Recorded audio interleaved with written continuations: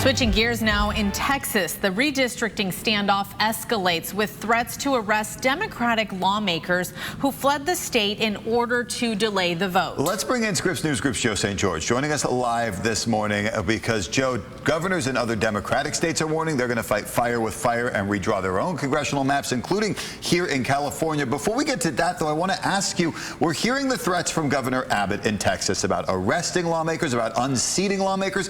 What is actually legal for Republicans in Texas to do? This thing has opened up a whole big can of worms, right? I mean, for a moment, this was a Texas story with a California flair. This morning, Punchbowl News, which covers Capitol Hill, is saying that Vice President Vance is mulling a trip to Indiana to look at whether Indiana can redistrict to pick up some seats there in the coming weeks and months. So this is now a national story. At the surface level, this is really all about balance of power, about the building behind me, right? Who controls the House after next year's midterm elections? In Texas, Democrats don't have a ton of power. As leaders there have said in the last 24 hours, they can't stop what's going on. They can only delay it. And one of the things they can do to delay it is leave the state and no longer have a quorum. Republicans no longer have a quorum in the state House to conduct any form of business. Democrats remain this morning in Illinois and in New York, despite these arrest warrants being issued. Now, the Texas Rangers are not going to be going through the streets of Chicago looking for these Democrats. These arrest warrants only apply within state boundaries. But remember, this is the easy part for Democrats. This is a national news story now. We're talking about it, right, as one of our top stories this morning.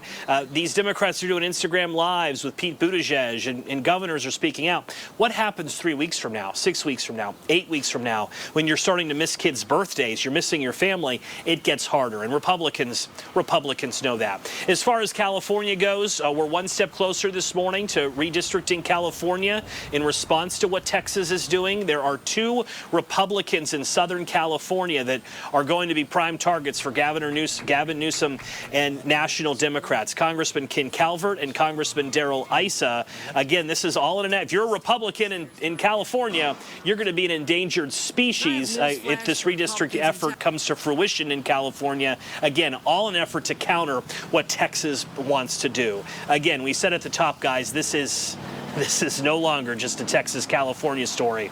It's involving all corners of the country. Absolutely, Joe. And you mentioned Darrell Issa. He is a San Diego area congressperson. It's important to note also, congressional maps are redrawn every 10 years because of the census. This is relatively unprecedented to see it done mid-sentence. Joe St. George trying to keep track of all of it for us out there in Washington, D.C. Thank you very much.